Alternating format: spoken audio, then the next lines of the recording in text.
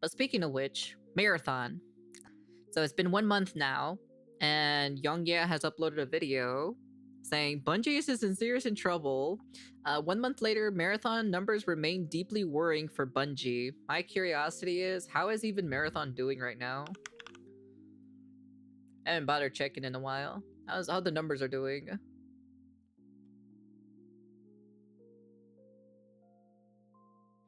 Hmm. Hmm. Yeah, it's hovering. It's hovering around there, to be honest. Marathon is still running. Marathon. Wow, that's crazy. Looks like there was like an update or something because it dropped down to like 1,000. That's the only reason why it went down. So, because it went down, and then go down. Yeah. So, yeah. Let's take a look at see if we have more information about it. It's a 9 from All right, so IGN. look, we need to By the way, meanwhile, Crimson Desert got a 6. talk about Now that's pretty crazy to hear that, to be honest. the current state of Marathon. The game's been out just a little over a month now, and there are actually a lot of people who are enjoying this game, and the reception surrounding this game, I think, has overall... Because they like half-baked games, and, you know, I'm just saying.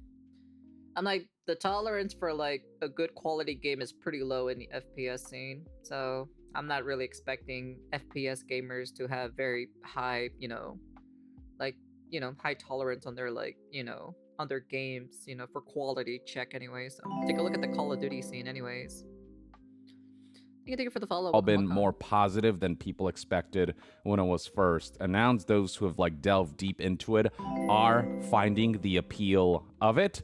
But at the same time, the numbers don't lie. And given corporations' propensity to set expectations surrounding a game's profitability unreasonably high, and given the kinds of knee-jerk reactions they can have when a game that by all metrics should be deemed successful isn't successful enough because the corporate bar that has been set hasn't been met, it's important to look at realistically what we can expect out of the future of Marathon, depending on Sony and PlayStation's level of commitment and what their expectations were for this live service that was supposed to be Bungie's next big release. Especially when you consider that Sony and PlayStation spent about $3.6 billion to acquire Bungie and are without question expecting long-term returns on that investment. So I know it's been a meme looking at Steam charts for Marathon, and I know there are people who make bad faith arguments surrounding it, but at the same time, this data is, I think,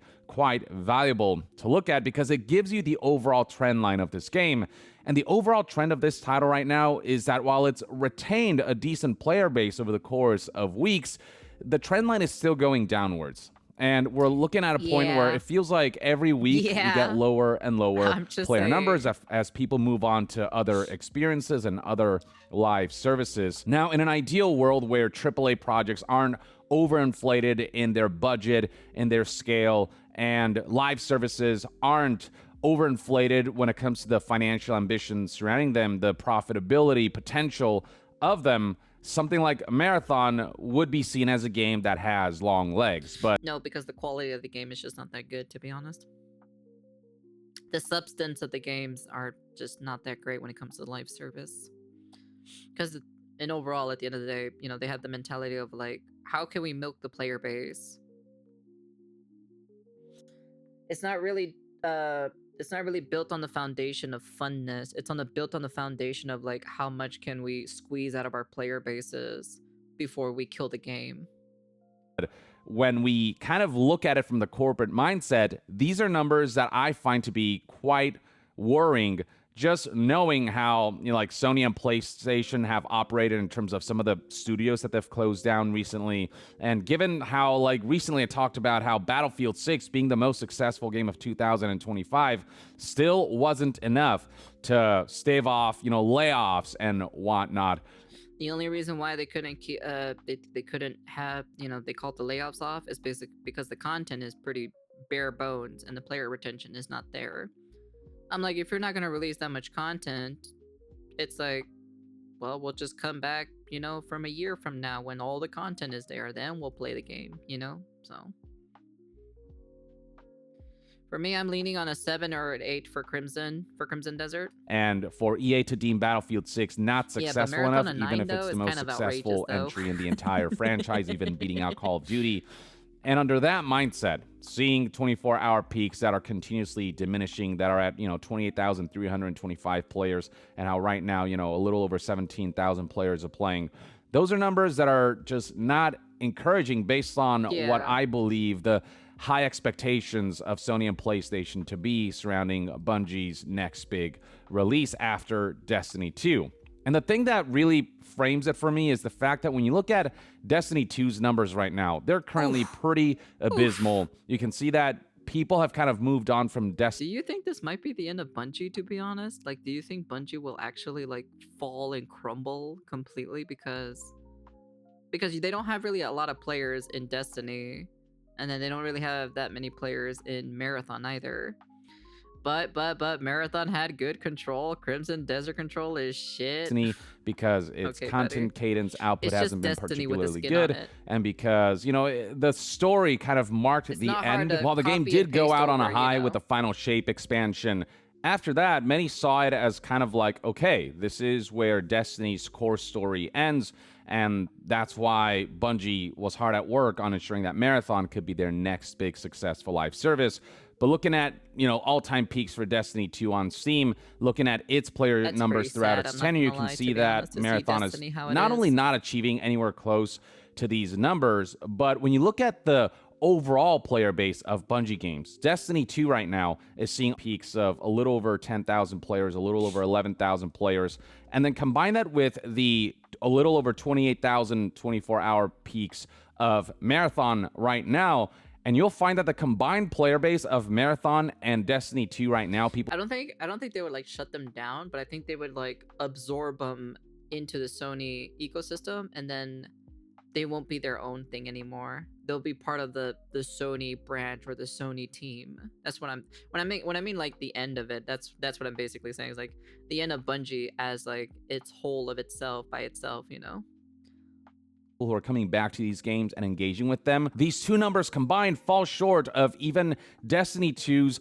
lowest points throughout its kind of golden days. You can see that lows went as low as like a little over 60,000 players, 46,000 players back in 2024. Bungie, but the like fact that the Crimson combined Desert, numbers so? of Destiny 2's 24-hour peak and Marathon's 24-hour peak right now kind of don't even amount to where Destiny 2 was once upon a time at its lowest during its earlier days when the player base was just like really thriving, goes to highlight that Bungie, I think, is in a pretty precarious position, with Marathon in particular paling in comparison to competitors like Arc Raiders, which is another extraction shooter whose player base has been a lot more stable, as you can see right here. It trends kind of up and down, but overall you can see that there's still hundreds of thousands of players returning, whereas with Bungie, we're only looking at low tens of thousands. Even single-player experiences that don't rely on recurrent engagement and monetization, such as Crimson Desert,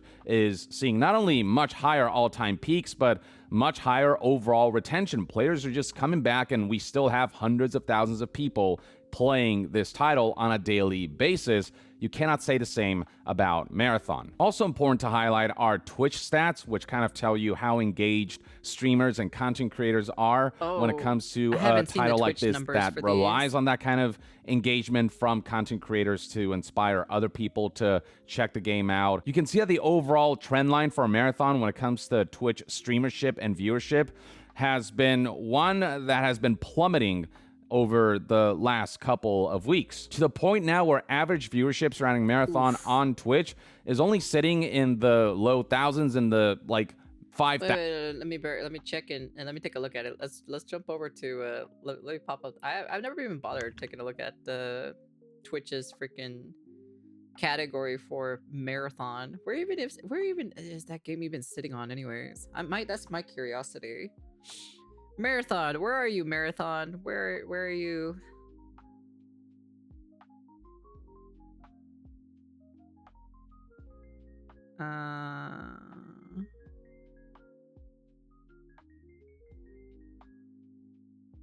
Damn, even Tom Clancy's up here, to be honest. That's crazy.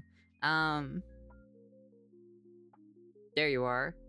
VR chat is beating Marathon, dude. That's fucking wild to see that. I never thought to see that day that VR chat beats an FPS game. I've honestly, that caught me out of a loop, to be honest. Man, that is... Even Star Savior is up here too. Wow, that is crazy, to be honest, to be seeing that. Wow. That's crazy. That is actually wild. VR chat beating Marathon. Man, FPS players sure are something. Who is the top streamer in here? One person named Walla at 700. This person isn't even playing Marathon. The third person at the top of the leaderboard isn't even playing Marathon. This person is sleeping over here.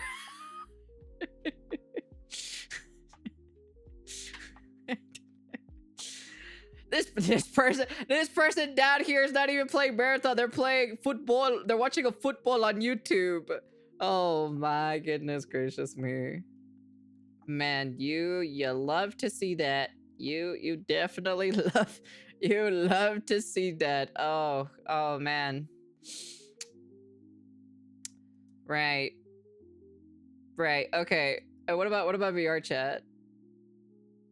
Yeah, you got your high people here, so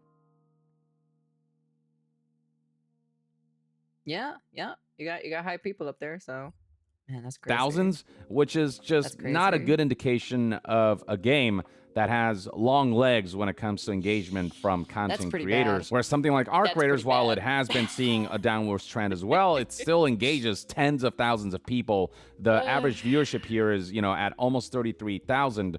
And it's just a stark difference, especially given that Arc Raiders is an older game than Marathon is. Recently, we also got reports suggesting that Marathon has sold 1.2 million copies across all platforms, PC or Steam, PS5, and Xbox, and 70% of the sales apparently happened through Steam. And because the majority of Marathon players are on Steam, Steam charts actually is a lot more relevant for Marathon than a lot of other games that might have a more even distribution across PC and consoles. About 800,000 copies were sold on PC, only 217,000 copies were sold on PS5, and around 133,000 copies were... Even Shroud was growing apples and grapes in Crimson Desert instead of playing Marathon? Wait, what? Fucking Shroud is still playing Crimson Desert? I'm gonna be honest with you, that's pretty crazy to hear this FPS man growing apples and grapes in a single player game is probably not on my bingo list for 2026. That's all I gotta say. I thought he would be playing the next FPS game. Sold through Xbox platforms and storefronts. In an ideal world, 1.2 million copies sold would be deemed a success. Crazy. But this is Bungie we're talking about. This is a major AAA live service we're talking about with high expectations from corporate heads from Sony and PlayStation. By those standards, 1.2 million copies sold is probably a paltry sum. It's probably significantly lower than what Sony and PlayStation's expectations were. And what further highlights this is the fact that Sony, PlayStation, Bungie have not come out to flaunt their sales numbers. Usually, Sony and PlayStation will proudly talk about how many copies a game sold and how fast it achieved those numbers. There's been zero activity on Sony and PlayStation's front when it comes to celebrating Marathon sales numbers, suggesting that they don't have anything necessarily to celebrate, suggesting that they're actually a little apprehensive about sharing sales numbers because they're not proud of the numbers, or those numbers just don't meet certain bars and expectations that make them feel elated at the prospect of announcing how many copies this game sold within a certain time period. And more recently, Marathon has been facing the issue of being plagued with cheaters, and that's something that Bungie... Well, not even Marathon. Well, granted, it's always an ongoing battle or so against cheaters at the end of the day, so... That's honestly nothing new. But if they don't target the cheaters and get rid of the cheaters fast or so, it's gonna kill the game even faster. He has to deal with, because otherwise this will drive away a lot of players, given how hardcore of an experience Marathon is, where any mistake can cost you a lot. It can cost all of your loot, this being an extraction shooter. And also, this game has to feel fair. And when cheaters are infesting the game, and it takes a while to resolve that issue, then that will drive away players who no longer feel like this highly competitive hardcore game is fair. I And then don't know if looking at it's Marathon's competitive. roadmap, you can see right here that they have some stuff coming up. But is any of this so substantial that it will allow for a huge influx of players to So we're in April, right? The mid-season balance and tuning in April. And then you have June. June is the seasonal wipe. My question is, how many of those players are going to come back or so during the seasonal wipe? That's my curiosity. To redo basically everything. Gears, contracts, faction progression, player level, doesn't include cosmetic, titles, milestones, codex, liaison? I have no idea what the hell that is, to be honest. And contract progresses. And then you get season 2. You get one. Okay, so I don't know when it's coming out, right? Because June is supposed to be the seasonal wipe, but then there's season 2 that's coming. You get one new running shell. That means like one new hero, basically. You get one new hero. A nighttime version of Dire Marsh. So the map that was there initially, they're gonna turn it to nighttime, and it's gonna take all the way till, you know, whatever month or so they're gonna add in or so. New systems Cradle gives more autonomy over stat strengths and weaknesses. You get a new gun. I don't know if there's more than one gun. It's not really using the word plural or anything like that. So there's no S in it. It just says new gun. So my question is, are you only going to give one gun? You have mods, which is plural. So there's multiple mods, cores, contracts, and threats. So if they're using the S at the end of their specific word, so that means you're only getting one new hero and one new weapon. That's it. That is, and you get a nighttime map or so for one of the maps that were previously in the game. That's your content for season 2. I'm like, at this point, I'd rather go play Call of Duty, in my personal opinion. I'm just saying, you know, like, as much as, like, you know, hate Call of Duty as much as you want, if they use AI for their maps and everything, at least there's a lot of content, in my personal opinion. So I'm like, you can't really hate it. come in and see Marathon make a massive comeback that it needs in the corporate eyes of Sony and PlayStation for this product to be deemed a runaway success. I don't know, like there is a new runner shell coming, the Sentinel and whatnot, but I'd hardly call this content that makes one feel confident that Marathon's player base will be revitalized to new heights and new peaks. I think this I haven't played Apex Legends because I've been scared or so because of the recent hackings that have been happening or so with that game. That's why I never bothered playing it on stream anymore.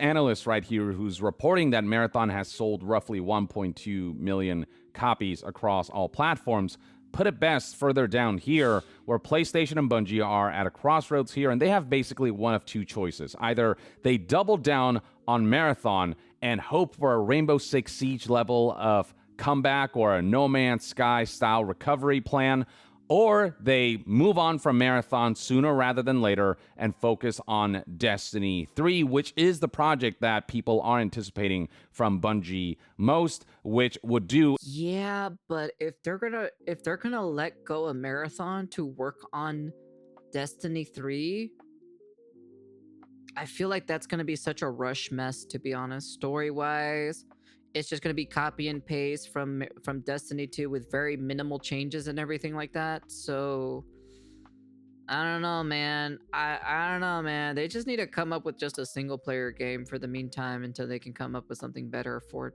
Destiny overall for its IP. Incredibly well will be a huge success given how established of an IP Destiny is, whereas Marathon is a lesser-known IP tackling a genre that is more niche and doing so in a hardcore way that only attracts the most hardcore extraction shooter and just shooter fans, that doesn't appeal to the masses in a way that something like Arc Raiders can. But the fact remains that a lot of money was spent on Marathon, years of development was spent on Marathon, so no matter which course they take, it's going to be incredibly expensive and the stakes will be incredibly high for Bungie, because Marathon couldn't be a safety net as far as their financial viability is concerned for Sony and PlayStation. Instead, Marathon, it feels like it's proving to be more of a financial detriment. Maintaining a live service is costly, and if you don't have enough players coming in and spending money on the monetization aspect, and you don't have the huge sales to have that player base that can recurrently engage with the monetization systems, then you get a live service that ultimately isn't worth maintaining, because Sony and PlayStation and Bungie are putting in more money into Marathon than it's making, or at least those margins aren't enough of a profit-driving endeavor for this to be worthwhile. My 2 cents is that unless there's some really dramatic plans for Marathon in terms of like introducing new modes that are more like mass appealing, that are more, I don't know, casual friendly, if you will, unless there are plans for massive overhauls and massive additions for Marathon in the way that like Warframe has. No, do not do Destiny Classic. Do not do Destiny Classic. I will not play Destiny Classic. I will not. I've already played it. I've already done that already. I want to play something new. I don't want Destiny Classic. No, sir. I'm not going to be a scrap who plays World of Warcraft Classic, okay? I'm not going to be like that. Has been doing. I think the safest bet is for them to just move on to Destiny 3 as soon as possible, because that will succeed no matter what if they do a good job with it, because of the fact that it's freaking Destiny, and a full-fledged sequel to Destiny 2 would draw a lot of attention and a lot of eyes and a lot of players who are huge fans of the Destiny IP. Like, that community is massive, and it's the thing that I think Bungie has to lean on if they hope to kind of salvage themselves as a studio in the corporate eyes of Sony and PlayStation, who are not afraid to shut down even beloved studios like Bluepoint if they don't make enough money for them. And Bungie, I feel, is in danger as a result of Marathon's, like, not necessarily like failure per se, but it not being the massive success that Sony and PlayStation are no doubt expecting it to be, given their massive push for live services and spending hundreds of millions in that endeavor in the hopes that one of them will strike the bullseye that will allow them to make billions off of this one massively successful live service. Sony has made an attempt time and again, failed numerous times. Oh, you can't deny Aztec Cross his Destiny Classic. Watch me, bitch. I go away from my desk and I'm catching strays. What the fuck? Yeah, because you've been playing World of Warcraft Classic. I don't want a Destiny Classic. I've already played it.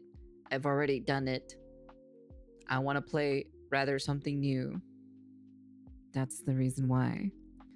I don't want to play Destiny Classic, okay? Destiny Classic is not what I want.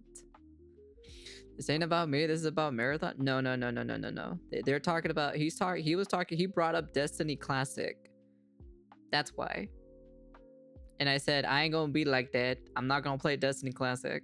Okay. I'm not gonna rebuy the game that I have physically on my goddamn shelf right there again. Fucking $70 fucking dollars for them to fucking give me the same DLC again.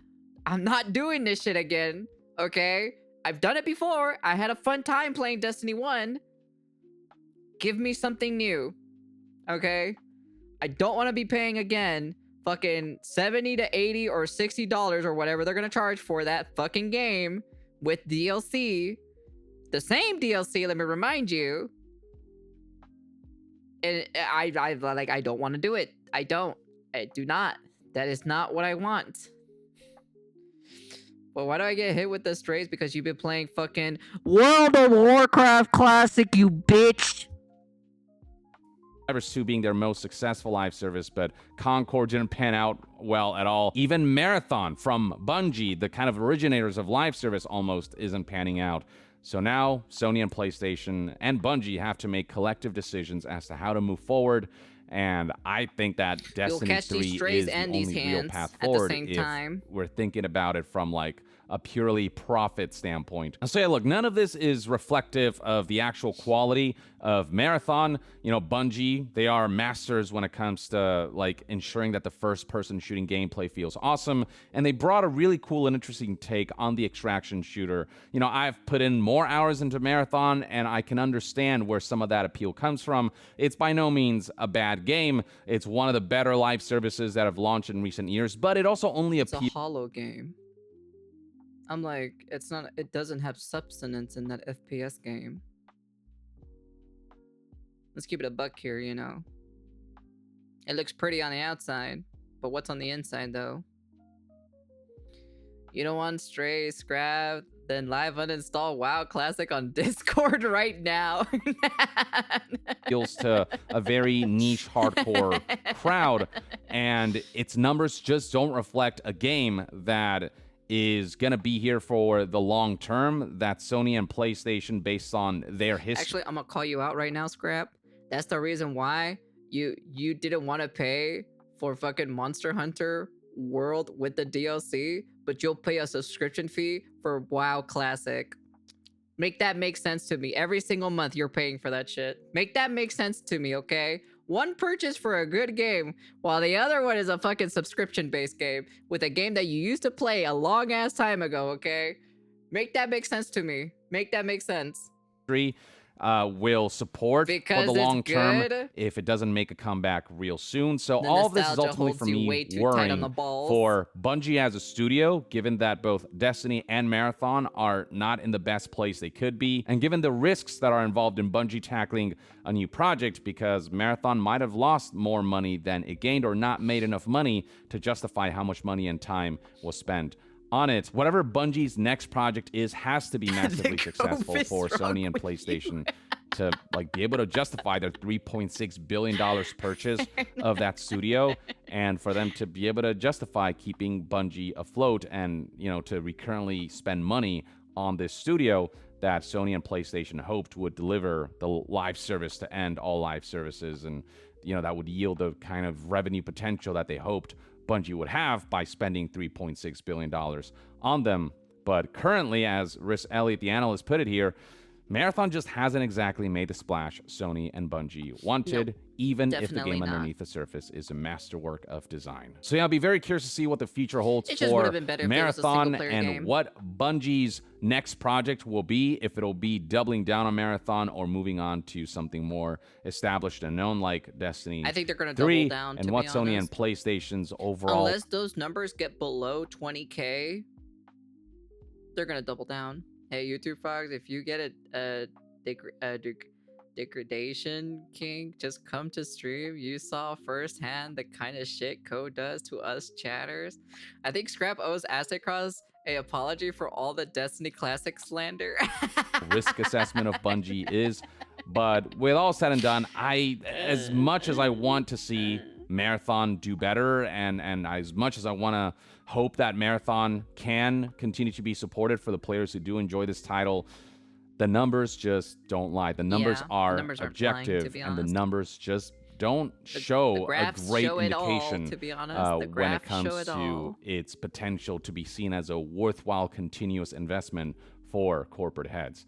But that's one man's take. I'd love to hear what your thoughts and opinions are on the current state of Marathon, its player numbers, its sales, and just the general outlook surrounding Bungie in the comments below. I'm not surprised, and I don't immediately want a Destiny 3. They need to come up with something new, to be honest. I think they're definitely creatively bankrupt over there. Speaking of which, there is another Bungie video we are going to take a look at too as well. Honestly, it's something that I'm just kind of like, I don't know. I don't even know what's going on over there, to be honest. I think they're definitely panicking, to be frankly honest, because they're kind of slowly losing it. I'm like, they were good at the beginning, but then after a while or so, you know. But yeah. Anyways, that's the end of the video. You guys can comment, like, subscribe, do all that fancy jazzy stuff. Well, it's been 1 month. A little, you know, I guess a little bit over 1 month or so since the game came out. So, well, It's not doing very well. Shocker. Am I surprised? Surprise Pikachu fish? Oh my god. Wow. Oh my god. Not really, to be frankly honest.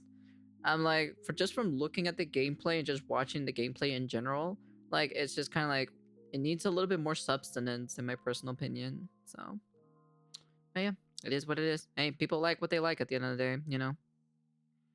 One man's trash is another man's treasure. But Nyar, what about the bad Juju, Oryx, Sabathon, and Crota? Stop it. Stop it.